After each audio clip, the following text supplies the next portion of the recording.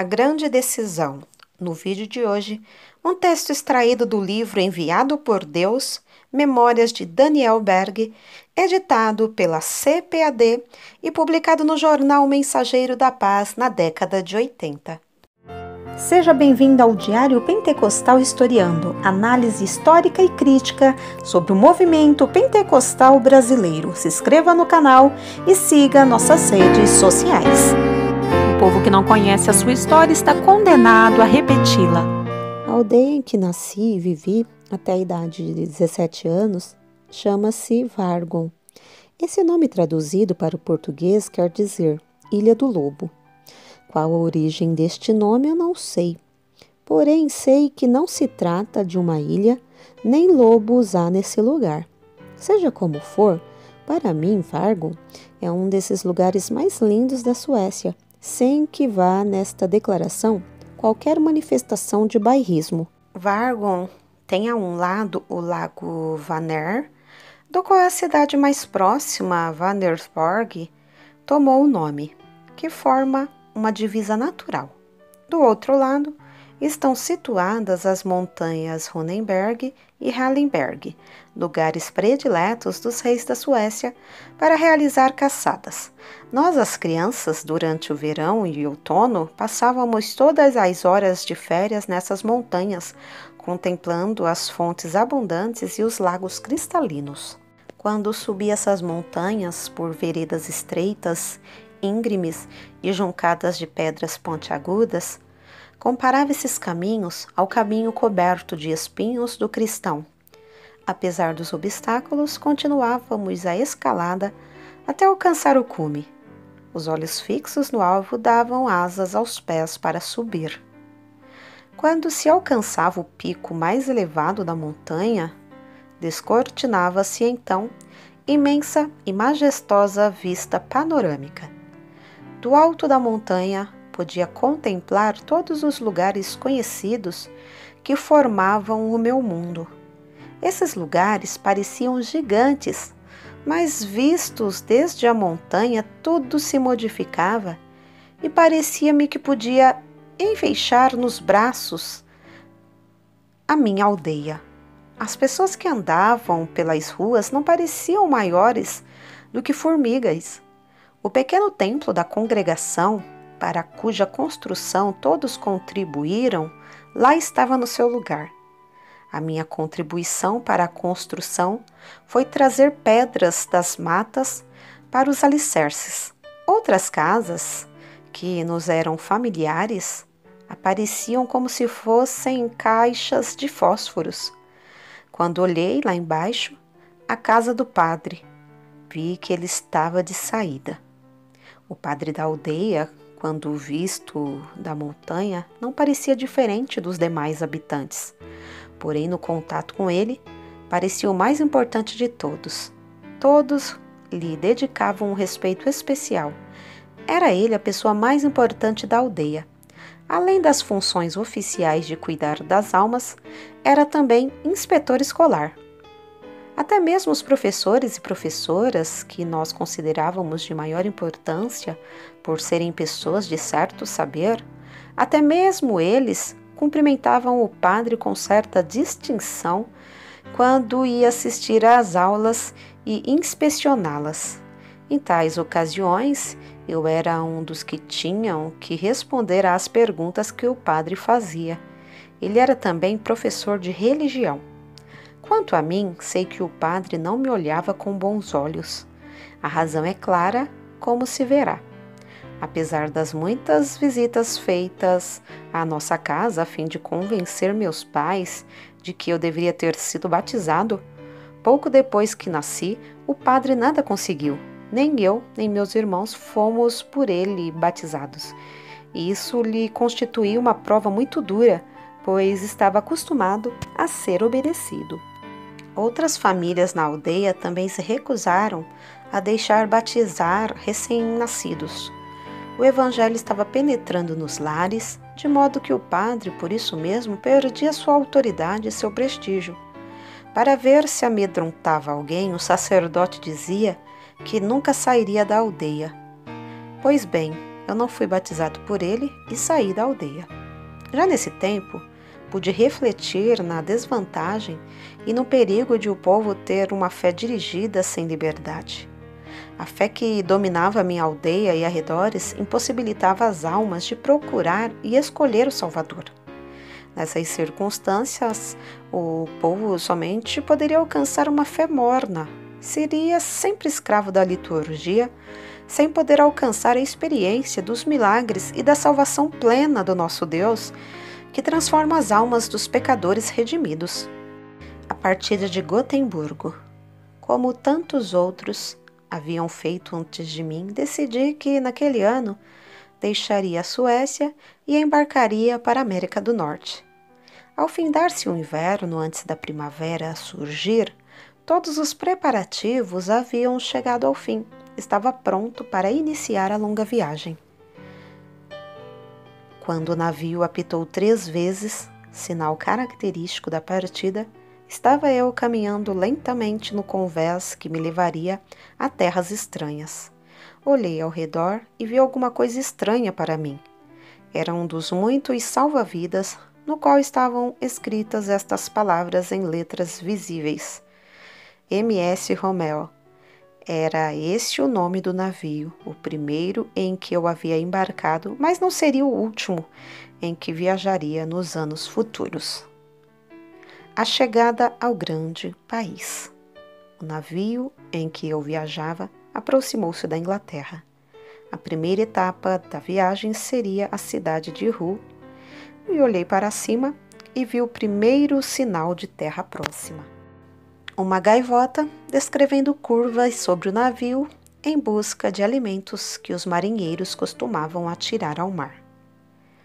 A viagem, desde Gotemburgo, tinha ocorrido bem.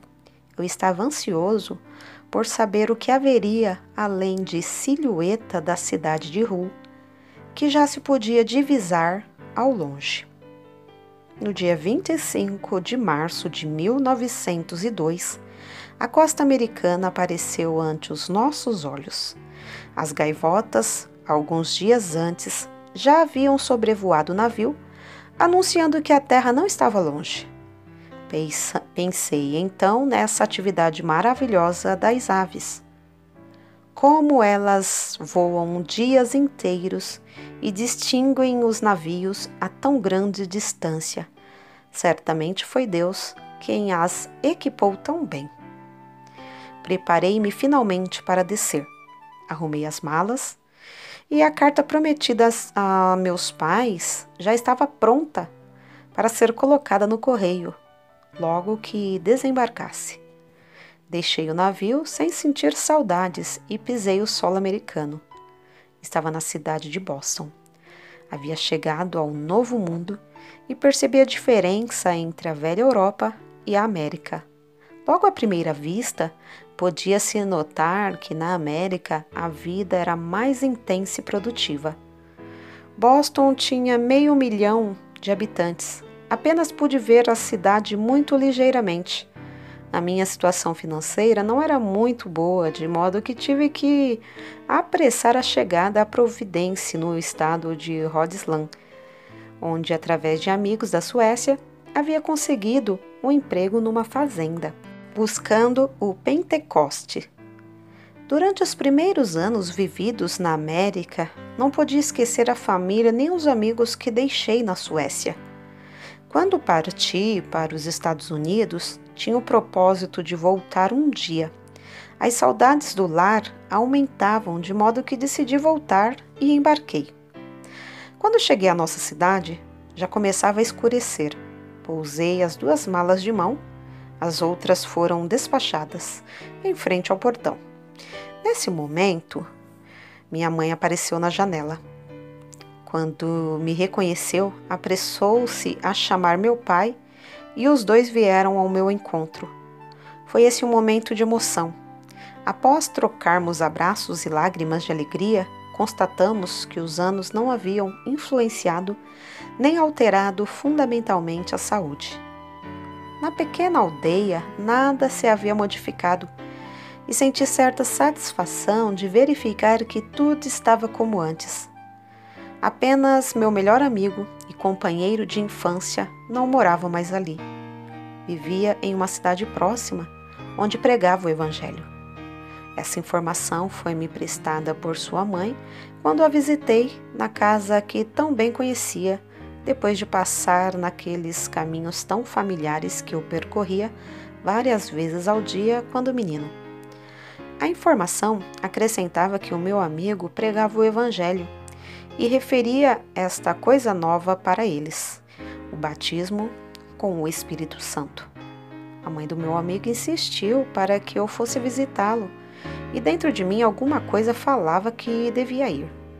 Fiquei logo interessada em conhecer a doutrina do Espírito Santo. Li a Bíblia com muita atenção sobre o assunto e resolvi ir visitar o meu amigo de infância. Quando cheguei à igreja, ele estava pregando. Sentei-me e prestei atenção para melhor entender o assunto que, para mim, era novo. Após o culto, conversamos longamente acerca da doutrina do Espírito Santo. Expus ao antigo companheiro meus sentimentos favoráveis ao que ouvia e minha intenção de retornar à América. Despedimo-nos e voltei para a casa de meus pais. Desejava passar os últimos dias na Suécia juntamente com eles. A partir desse momento, desejei receber o batismo com o Espírito Santo e orava para que Deus me batizasse. Encontro com Gunnar Wingren. Despedi-me de meus pais e de meus irmãos e iniciei a viagem, mais uma vez, para a América. As preocupações não eram tantas como da primeira vez. Ia para terras que já conhecia. Ao aproximar-se da América do Norte, Jesus respondeu às orações. As bênçãos divinas vieram sobre minha cabeça e tudo se modificou. O mundo parecia diferente depois que recebi a resposta à oração. Parecia que o vento havia levado para longe todos os problemas. Meu caminho agora estava claro e não sentia dúvidas. Estava resolvido, a partir desse momento, a dar minha vida ao Senhor e contar aos que desejassem ouvir o que eu recebera e o que a salvação é para todos aqueles que creem. Enquanto esperava que Deus me abrisse o caminho, comecei a trabalhar na casa atacadista de frutas conforme prometi. Durante uma conferência na cidade de Chicago, conheci um jovem sueco que se chamava Gunnar Wingren. Ele estava na América havia vários anos, mas fazia pouco tempo que terminara os estudos em um Instituto Bíblico Batista. Estava desejoso de iniciar o trabalho como missionário da Igreja Batista no Sião. Conversamos longamente. Durante a palestra, ele me contou que, após orar muito, recebeu o batismo com o Espírito Santo e que, ao mesmo tempo, veio-lhe a certeza de que no futuro seria missionário onde quer que o Senhor o mandasse. Quanto mais Gunnar Wingren falava, mais interessado eu ficava no assunto e mais convicto de que ambos havíamos entendido o que está escrito na Bíblia e que nossos ideais quanto ao futuro eram iguais. Revelei-lhe então o que pensava. Resolvemos encontrar-nos diariamente, orar e esperar que Deus nos mostrasse o caminho a seguir. Certo dia, o dono da casa onde Gunnar Wingren se hospedava falou conosco e revelou que tivera um sonho durante o qual tinha visto diante de si, bem nítido, o nome Pará, e lhe fora revelado que esse nome era uma orientação para nós. Acrescentou que tinha a impressão de que esse nome era de uma cidade em algum lugar. Da nossa parte, reconhecemos que era a resposta de Deus às nossas orações, pois estávamos orando para receber direção. Procuramos então a biblioteca da cidade, a fim de descobrir onde estava localizado Pará. Nenhum de nós ouvira esse nome antes. Quando nos certificamos de que Pará ficava no norte do Brasil, ficamos sem saber o que fazer. Visto no mapa, o Pará ficava tão longe que julgávamos não ser essa a direção divina. A melhor forma de saber a vontade do Senhor era orar. Foi o que fizemos durante uma semana, dia e noite. Finalmente, Deus confirmou que devíamos ir para o Pará. Logo que tivemos certeza, levamos o fato ao conhecimento do pastor e de alguns irmãos membros da igreja. Eles não se mostraram muito entusiasmados, mencionaram dificuldades de clima e predisseram que voltaríamos sem demora. Por isso, não nos prometeram qualquer garantia de sustento, nem ao menos se prontificaram a nos ajudar a comprar Bíblia e Novos Testamentos. Nós tínhamos pouco mais de $90, isto é exatamente o preço da passagem de Nova York ao Brasil. Certa noite, quando estávamos em oração, o irmão Wingren ouviu a voz do Senhor que lhe ordenava dar os $90 que tínhamos para a viagem a um jornal pentecostal. Esse fato parecia coisa estranha.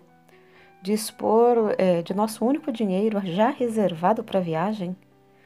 Tínhamos certeza de que Deus nos enviara, porém sem esse dinheiro seria impossível de ir. Depois de orarmos mais uma vez, tivemos a certeza de que Deus ordenara a oferta do dinheiro.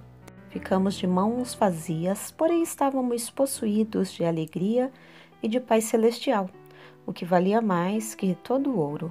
Aproximava-se a hora de partir e não tínhamos dinheiro. No culto de despedida, na igreja em que o irmão Wingren era membro, alguns irmãos deram-lhe o suficiente para viajar até a divisa do estado. Tínhamos menos dinheiro para iniciar a longa viagem. Alguns irmãos compareceram à estação para despedirem de nós. Fomos convidados a visitar uma congregação na cidade, onde seria interrompida a viagem por falta de dinheiro. O pastor desejava que contássemos à congregação alguma coisa acerca dos nossos planos. Parece que ele não ficou muito entusiasmado, pois disse que a congregação não podia dar-nos uma oferta. Contudo, declarou se algum irmão desejasse auxiliar particularmente, podia fazê-lo. Naquela congregação, alguns irmãos nos deram o suficiente para comprar passagem até Nova York, onde tomaríamos o navio para o Brasil. Tomamos o trem com destino à grande metrópole. Durante a viagem, paramos numa cidade onde deveríamos fazer baldeação para outro trem. A demora seria longa, de modo que decidimos visitar a cidade enquanto esperávamos. Não tínhamos pressa.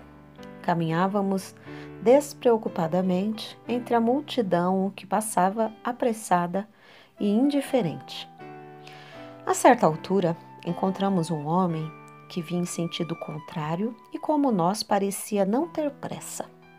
Olhou-nos e ficou como quem encontra alguma coisa sem esperar. Estava admirado. Wingren olhou para ele e reconheceu havê-lo visto em algum lugar, porém não sabia onde.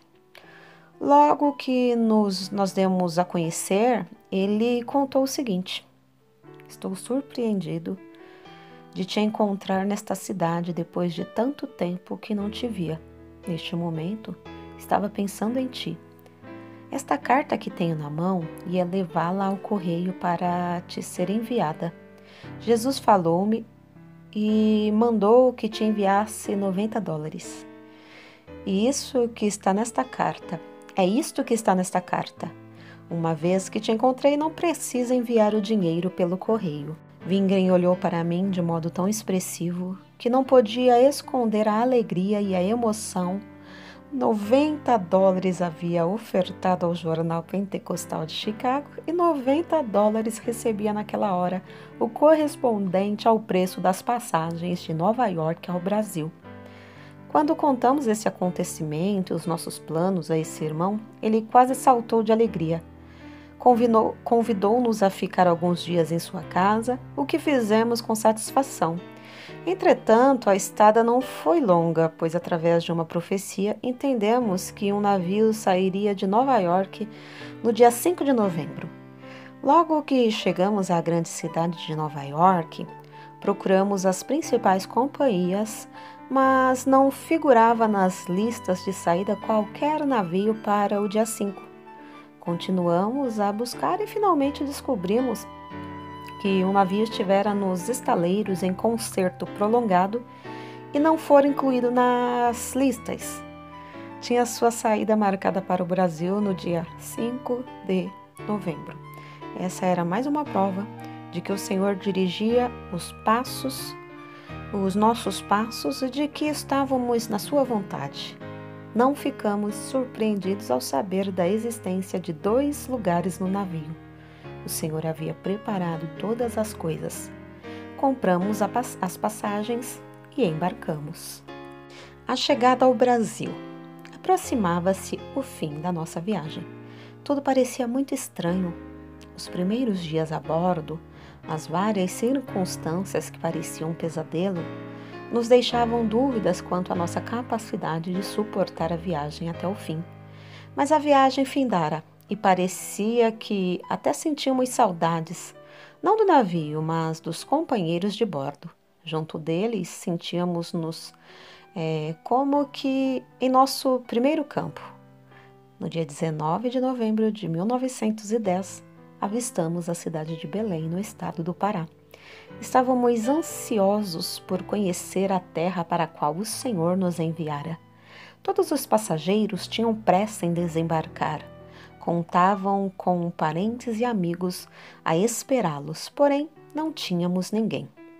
Chegamos a um continente estranho. Não conhecíamos o país, nem a cidade e nem ainda seus habitantes. Não entendíamos sequer uma palavra da língua portuguesa. Estávamos no Pará. O problema nosso era para onde ir. E agora, Daniel, para onde vamos? Perguntou Wingren. Vamos subir esta rua, respondi. E começamos a andar até alcançarmos um jardim. Sentamo-nos em um banco e oramos ao Senhor para que nos mostrasse o caminho que devíamos seguir.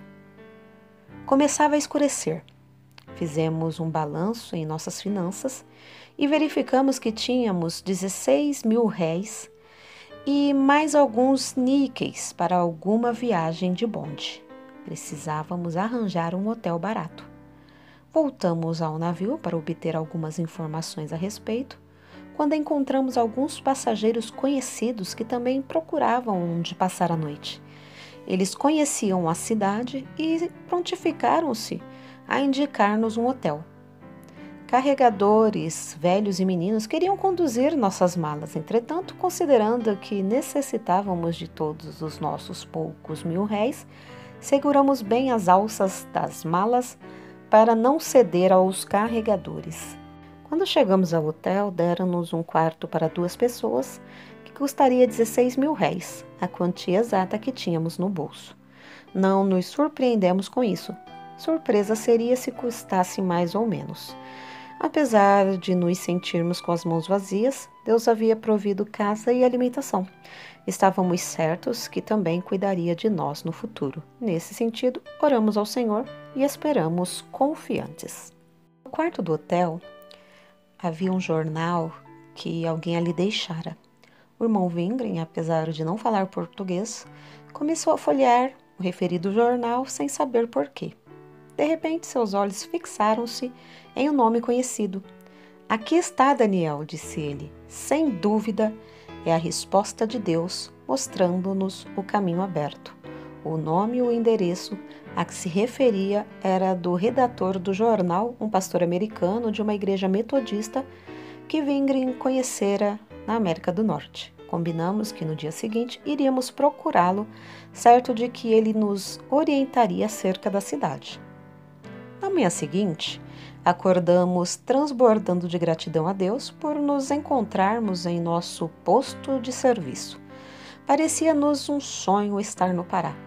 Após orar ao Senhor, pedindo-lhe que nos guiasse, fomos procurar o pastor metodista. Em caminho, tudo parecia diferente das cidades americanas. O povo não era tão apressado, as cores das roupas eram mais vivas e alegres, o clima certamente exigia essas coisas.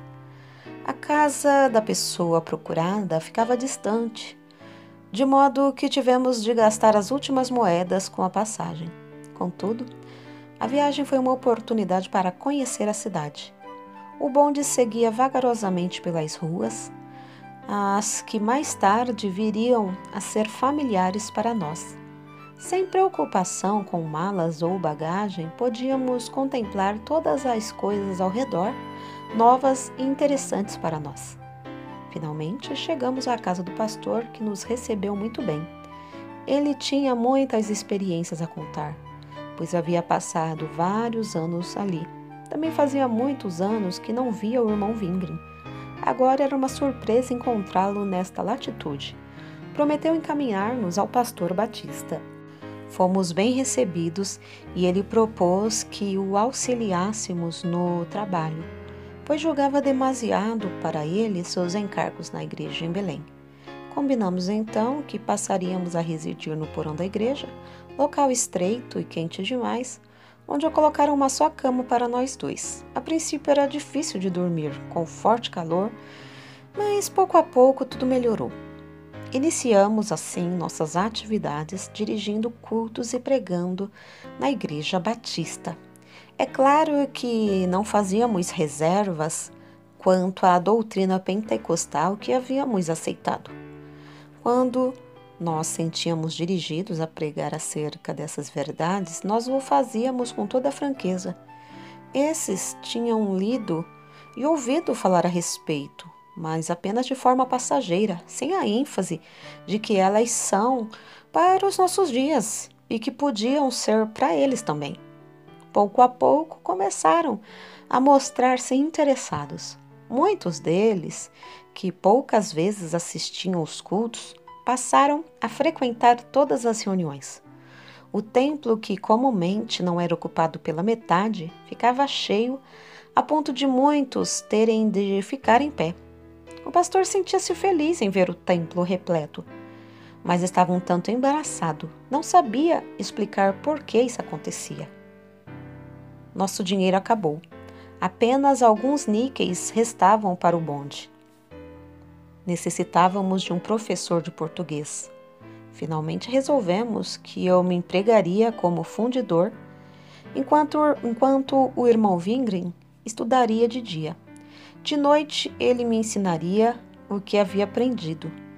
A princípio, Wingren relutou ante o pensamento de que tínhamos vindo para ganhar almas e não para trabalhar em fundição.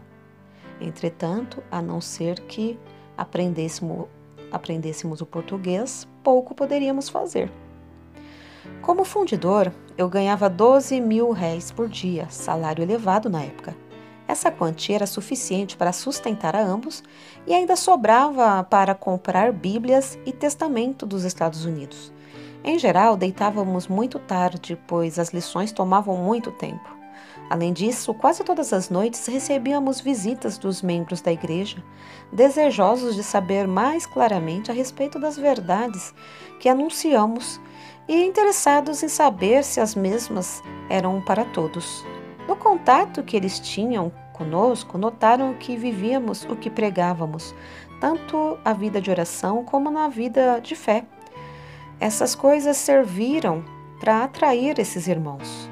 Por essa razão, passávamos tardes e noites orando em nosso pequeno quarto, que era mais um corredor, e ali desciam as bênçãos divinas.